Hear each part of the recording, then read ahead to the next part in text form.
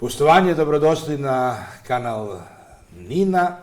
Danas imamo jednog veoma zanimljivog gosta, moj prijatelj i kolega Nenad Zafirović i ja, a naš sagovornik je Metju Kaminski, kolega, novinar, jedan od osnivača čuvenog sajta Politiko, sajta koji je jedan od sasvim sigurno najuglednijih sajtova koji se bavi politikom, jel da, kako mu samo ime kaže, i u Evropi i u svetu. So, Mr. Kaminski, it is a pleasure to have you here in NIN. It's a pleasure to be here. Thank you very much. Given that a large number of our readers and viewers of the YouTube channel are not familiar with the details, could you please tell us something more from the beginning what the Politiko portal is? So Politiko was one of the first digital media startups, and it's 17 years old, which in human life is pretty short, but in a digital era it is quite long. And it was started in Washington with one purpose. It's in the name. It's about politics and about policy, and the other PO is power. Right. And it was really obsessed with getting Washington right. And at the time, this is an era which I think the three of us remember, maybe not all your viewers remember. Most people were getting their news from a newspaper that was landing on their front stoop, or they were buying it from the kiosk. And Politiko grew out by really obsessively covering politics in a way that was meant to appeal to people who are in politics. So our notion is that we are insiders, but we're also outsider enough to kind of make independent judgments about what's happening in the political space. And we then, in 2015, this is when I started at Politiko, we created a version for Europe based out of Brussels, but with correspondents across the continent, including in your part of the world. And I would say a couple unique things about Politiko that have become very widely adopted by other publications. We were not the first, but we were the first to show that this could be a business. We publish, most of our journalism is published by email in newsletters. Right. And they're sent directly to someone's inbox. Had this idea, well, there's no better way to reach a reader than to put that on their phone screen when they open their email. And there's a newsletter called The Playbook, which is the anchor product that we have both in Europe and the US. A second thing that I think Politiko did innovate on is to show that if you are capturing not a large, but a very influential audience in politics, then you can create a very strong advertising business because there are a lot of people who want to reach the same audience. And the third thing I'd say that Politiko has done that has been copied by others is that we started a subscription business in 2010. This is before a lot of even mainstream papers were charging people to read online. So that was early on. But our subscription business is a very high-end, very expensive subscription that we sell to companies who want to better understand the details of whatever Brussels or London or Washington is doing around technology policy, energy policy, healthcare, go down about 20 or so verticals. And so that's an unusual business model. It's an unusual journalistic model, but that's what makes Politiko unique, I would say. Yeah, and the colleagues, I mean, journalists are following you, are reading you. I hope so. Yeah, they better be. I know it very well. It's great news. And on the other hand, people trust you. What is the secret? The lack of objective media in Europe or something else is the matter? Well, the one thing I should have mentioned that actually is very important about our editorial philosophy, and it happens to support our business model. We don't take sides. We cannot afford to, for business reasons, be seen as being pro this group or anti this group, because then people will not want to advertise with Politiko, but more importantly, will not trust what they read. And because what we produce as journalism is written for the political professional, someone who understands what's going on.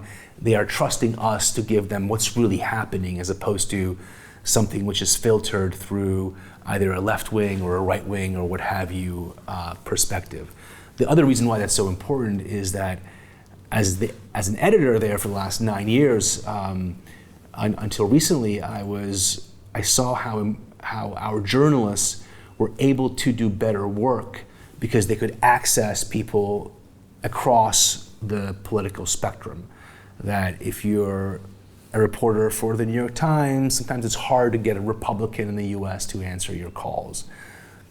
Wall Street Journal, same problem with Democrats. Our reporters, every politician, not every politician, because they're a little bit thin-skinned, as we all know, but politicians across the political spectrum do talk to the journalists, and therefore they can produce the kind of work that is insightful and worth your time, which is the main thing we're all fighting for, is people's time. That's right. Yeah. And to have all the people, all the politicians from every side. Yeah. And it's very interesting when we talk about you. At the beginning of your career, you dealt with the former Soviet Union. I was in Kiev. Then you moved to European Union, and then you covered the crisis in Ukraine, but you seriously follow the Western Balkans.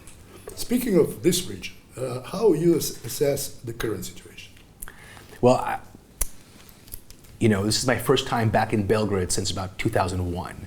So it is, and it's fascinating for me to be back in the city, which I have such clear memories of. 23 years passed. 23 years passed. I was there when, I was in that crowd with the tear gas in front of the parliament the day that Milosevic stepped down.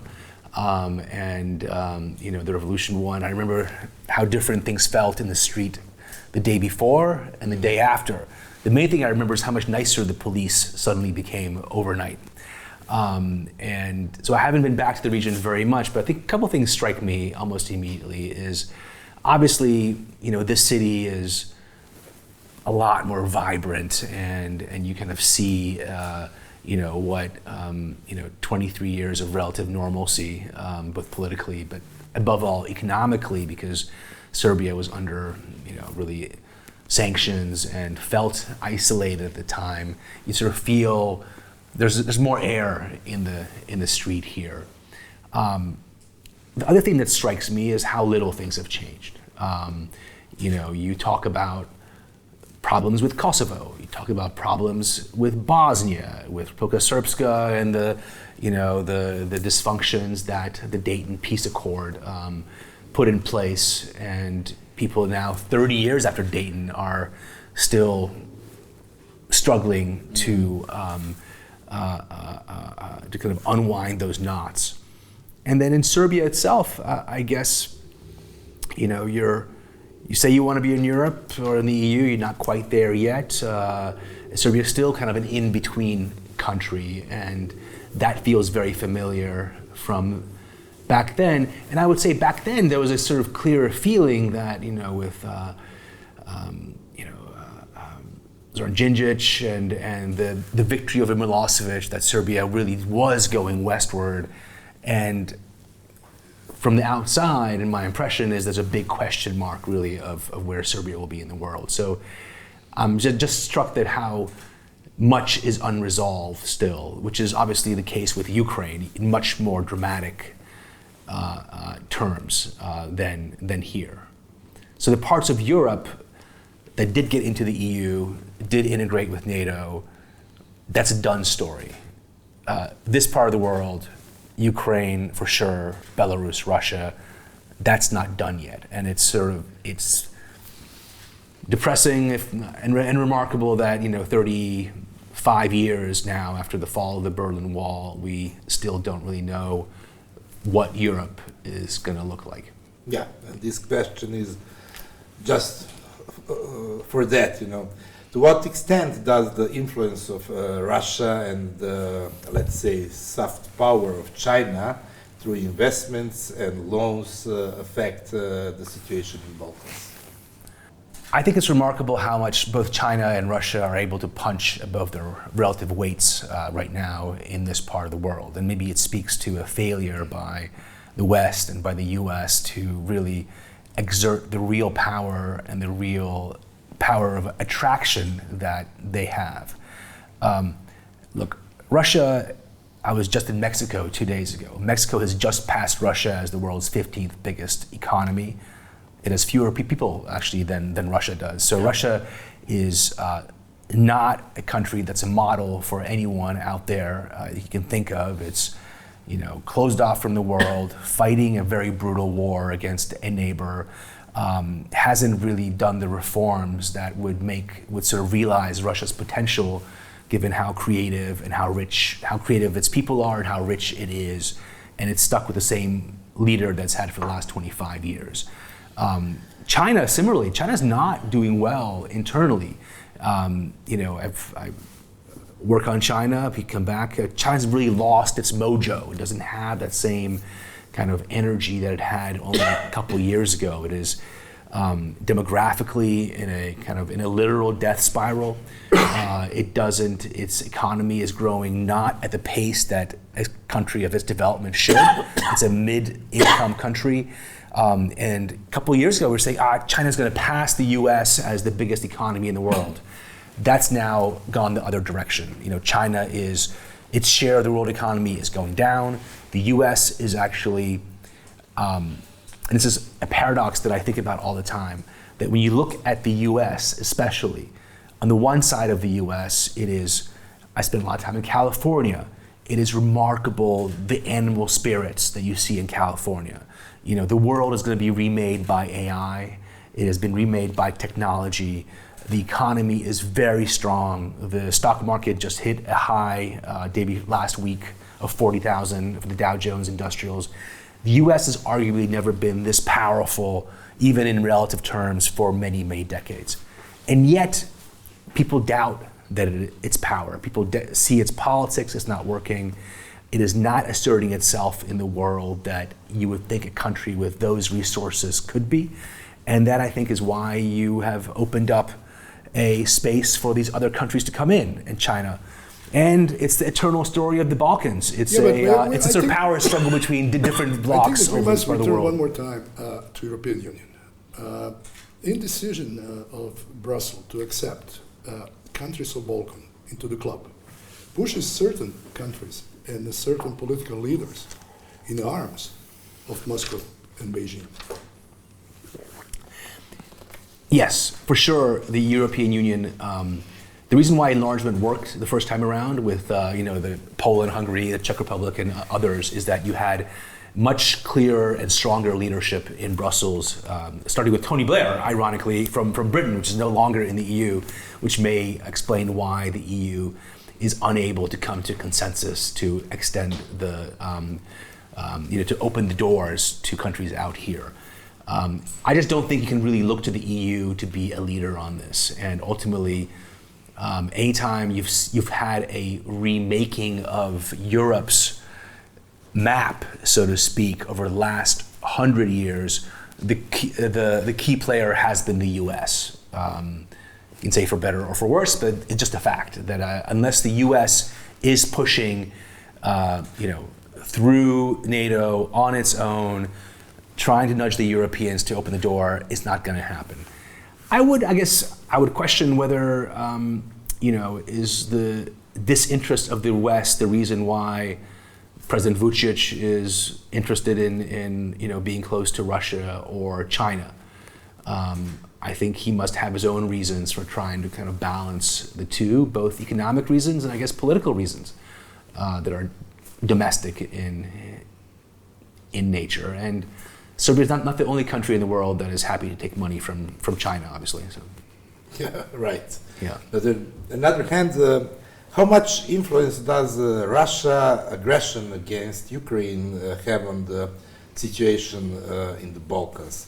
There is a thesis that the Balkans suit Russia as another potential focal point in Europe, because that way at least how much attention is diverted from what they are doing in Ukraine.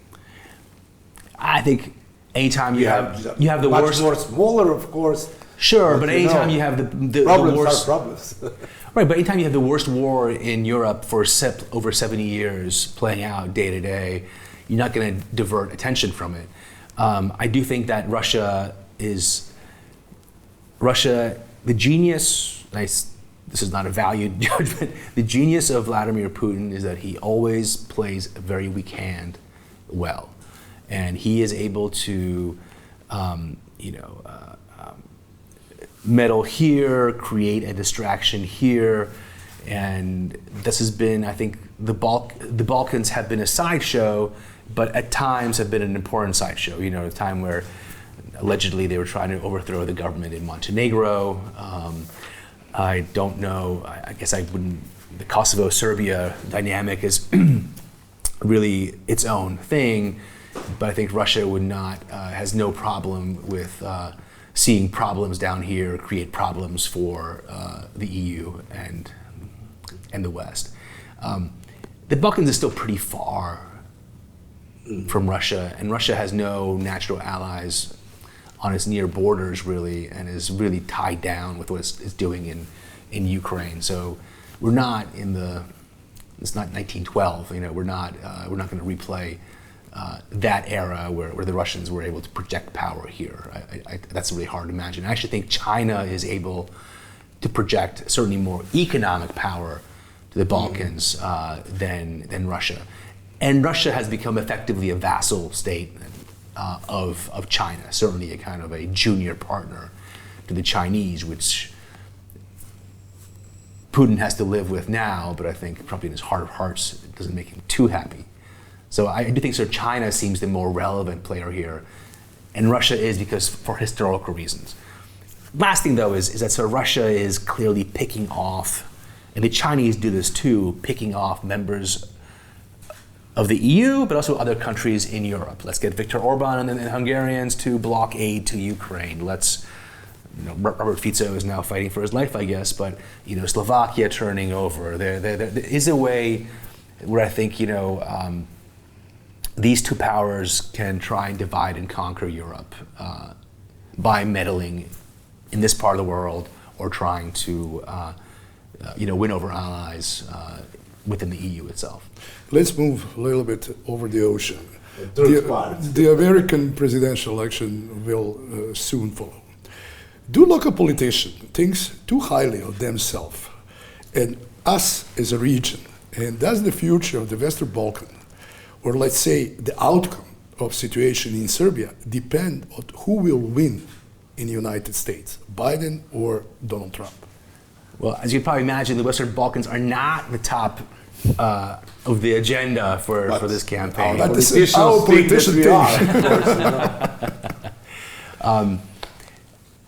To the degree this race will even be fought around foreign policy, it will be around the perception of, is the world becoming worse and is Biden to blame for it? Or America is at peace and the conflicts we have in the Middle East and Ukraine are containable and something which Biden can sort of say as, I can manage this. And by the way, I do think that on current evidence, if the race was held today, Trump would win because he does seem to be leading in the key swing states. But the smartest thing I've heard about this election is that the thing that will decide it hasn't happened yet, and it's so close that we just don't know. I think when it comes to the Western Balkans, I'm not sure how much of a difference it would be. The key thing with Donald Trump is that Rick Grenell, who people in Serbia do know well because he was Trump's ambassador to Berlin, and then special envoy, and was special envoy for the region, did seem to have a good relationship with Belgrade, with President Vučić, and was proposing solutions that I think probably made people here were receptive to. And if Trump wins, there's a big chance that Grenell would get a top national security job. There's even talk of him becoming national security advisor, maybe deputy secretary of state, and I think that could make a difference. Joe Biden, you can always judge how seriously president takes a region by who they appoint as the ambassador. And Joe Biden's man in Belgrade is Chris Hill, who is a very experienced and a very respected diplomat. The ambassador to Serbia. And so even though the Western Balkans are not a top priority for Tony Blinken, I'm sure he wishes that it could be, because everything else is a raging, dumpster fire right now. That does reflect a seriousness in terms of their approach to this part of the world. And I think at the end of the day, the U.S. would want to see Serbia obviously move west, and would want to help Serbia, get through the doors at the EU and kind of nudge Serbia more this way than the other way. And how successful they are, you guys should tell me. When we see Chairman Xi, walking down at the airport with the honor guard, Americans tend to think that it's maybe not that successful if the Chinese are still so closely involved with Serbia. Yeah. So we will see. We are waiting for a long time. Right. You mentioned Kosovo several times. What do you think, and how do you see the solution to the Kosovo issue? I spent a lot of time in Kosovo as well in 1999 and 2000, and I do think it's, first of all, unfortunate both for the Kosovars and for the Serbs that it remains an open wound, and that the Mitrovica is a kind of potential flashpoint in the north. I do think there's a lot of frustration in Washington with the Kosovar president, and that some of this, the tensions that have arisen in the last 12 months around that area kind of go back to Pristina. But fundamentally, the reality is Kosovo is an independent state with its own foreign policy, its own sort of economy. It's got relations with, not all the European Union states, but most of the European Union states. So it seems to me that a solution to the Kosovo-Serbia problem should ideally come through membership in the EU, where it becomes a lot less relevant. Both direct sovereignty, yes. I mean, could there be some sort of grand bargain? That's the way I think they should be thinking about it, because I don't see how else, that could neutralize the nationalist sort of politics here, and it could, and be a way for Kosovo to be sustainable, without too much outside support, if they're all part of the same economic bloc. Mm-hmm. At the beginning of our interview, you mentioned Bosnia and Herzegovina and Republic of Srpska. Over there, some wounds are still not healed after 25 years. How do you see now the announced adoption of the resolution of genocide in Srebrenica in General Assembly of United Nations? Would that help or hurt even more Bosnia? My honest answer is I haven't followed it closely enough to get into detail on that. I do think that recognizing what happened in Srebrenica, and it's one of the worst massacres you've had in Europe since World War II, is ultimately historically just and important to help those communities. History is hard, and civil wars are the worst wars. In the U.S., we still have arguments over the Civil War, almost 200 years later, 107 years later. So it's what troubles me about Bosnia, and this was true when you were there in 1990, 96, 97, is that the governing structures just are incompatible. They don't really work. There is not it is not a country. And I think similarly to with Kosovo, it seems the only solution to Bosnia longer term is integration within the EU, where you can kind of maintain a lot of autonomy at the local level, but then ensure that these are economically integrated regions where you have very mean, there are obviously open borders now because it's one country, but that they're truly open borders where goods and people move back and forth. You don't have a reason to have political tensions between Sarajevo and Banja Luka, and so I really don't see any other way but through the EU, it seems, especially because how are you going to, however bad Dayton is, Richard Holbrooke is dead. He's not coming back to renegotiate it. Who's going to negotiate it? What are the terms of those negotiations? That just seems very messy and potentially very dangerous. And as we started off our conversation about deja vu all over again, I certainly don't want to, in my 50s, kind of relive my 20s of talking about war in Bosnia. It seems that would be a tragedy for not just Bosnia, but for Europe as a whole. And there's too many tragedies going on right now. So let's go back to media situation in Serbia and in region. Are you familiar with it? I'm becoming more so today, but I haven't tracked it very closely, to be honest. Yeah. Well, there is all the stories with the control of the regime and this very, very one-sided or long-sided narrative. I will not say anything new if I ask you how to prevent it and how to fight for the freedom of media. Well, if you want democracy, that's the main thing you have to fight for. Not the only thing, but it's certainly the main thing. I say it as a journalist, obviously, because I believe in it. But you cannot have a functioning free society if you don't have a functioning fifth estate, which is able to independently check power, which is able to provide a platform for truly free debate.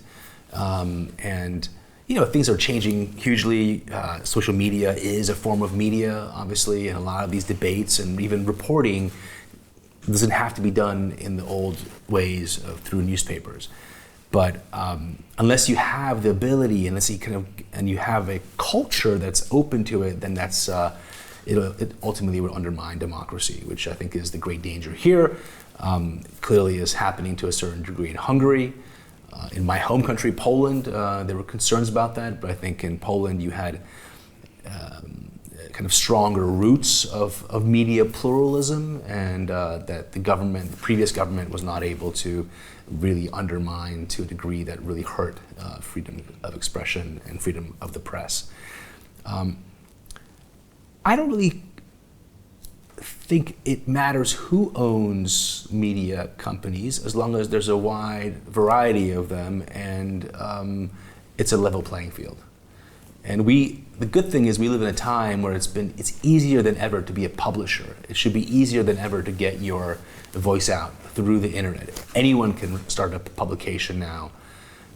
So as long as people have the ability to create journalism, put out really interesting voices out there without being suppressed in whatever way through direct pressure, sites being shut down, business pressures, then I'm fairly upbeat about about the future of sort of media in even quasi-democracies. Yes, but there is a question of responsibility. That's a long story. But the question is, there's a lack of professional and free media. Lead people turning to internet portals like your Politiko and social network as a source of information. And what is the future of electronic media in general, and especially with the print media? Fortunately, we are the part of the print media too. Yeah, but I think the platform that you're on is irrelevant. It doesn't matter if you're publishing a newspaper, putting an email, a newsletter, or sending smoke signals from the top of your building here. What's really important is what kind of content, what kind of journalism are you doing?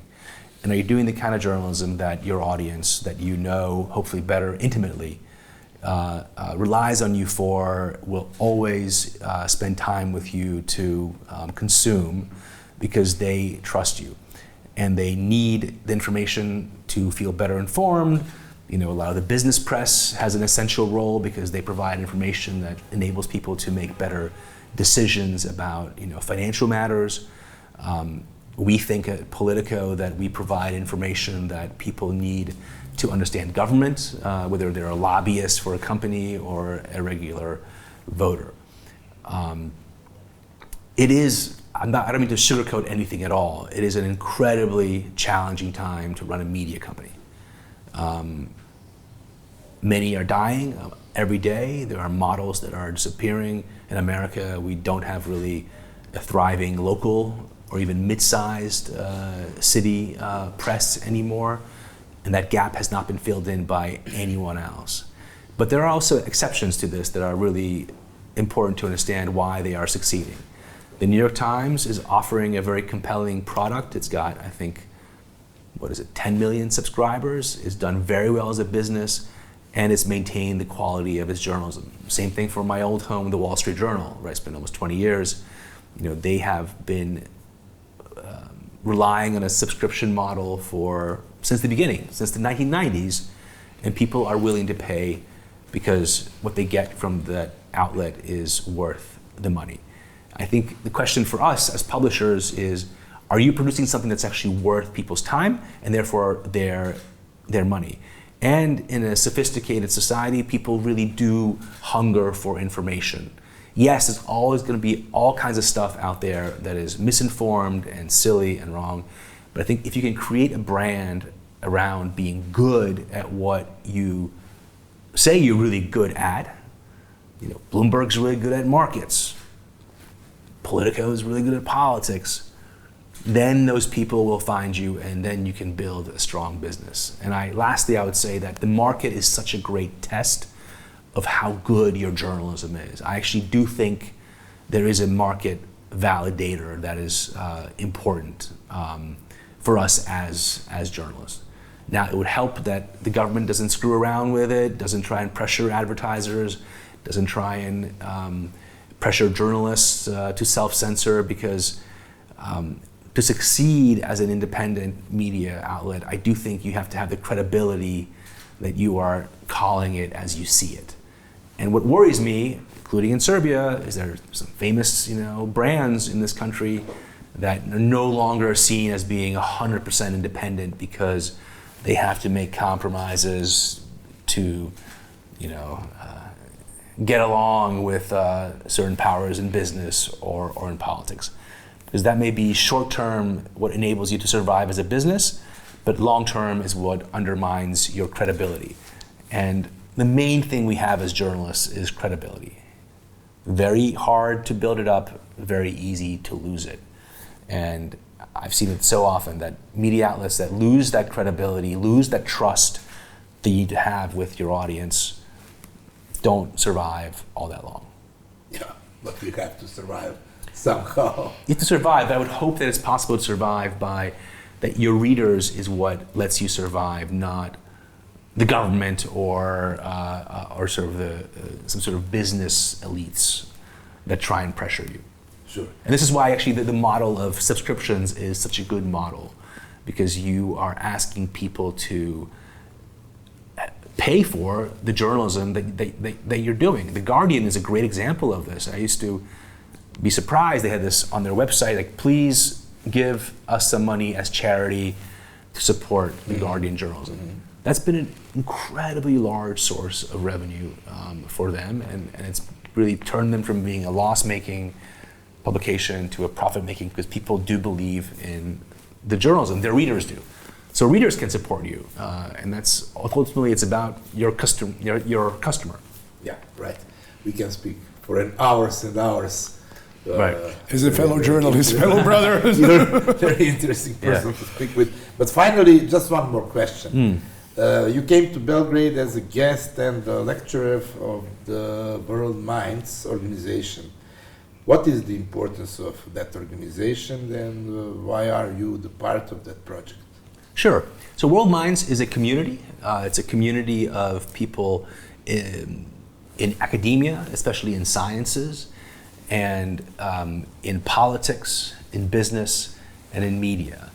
And the idea of the founder, Rolf Dobelli, is that good things happen when you bring together interesting people to be able to exchange ideas, to learn from each other, to build connections, and they've done a really great job of creating an amazing group of people.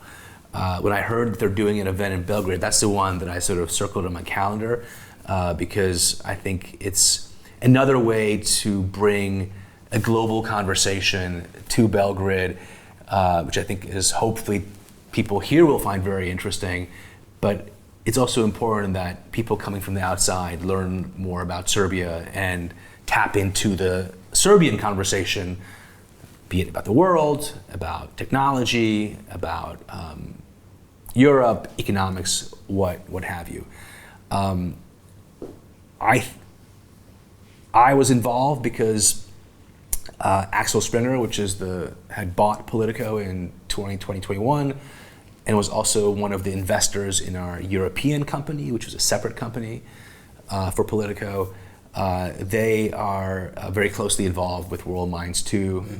One of the co-founders was someone that was on our board in Europe. But honestly, any excuse to meet new people and have great conversations, I think is worthwhile. And it's something people are really hungry for, especially after the pandemic, right? When we were, locked down in the bubble, in our basement, in our Zoom calls, that being able to meet people face to face and talk is, in an age of AI, in an age of, you're always in the office because you have your cell phone with you. You can communicate with anyone in the world in a second for nothing.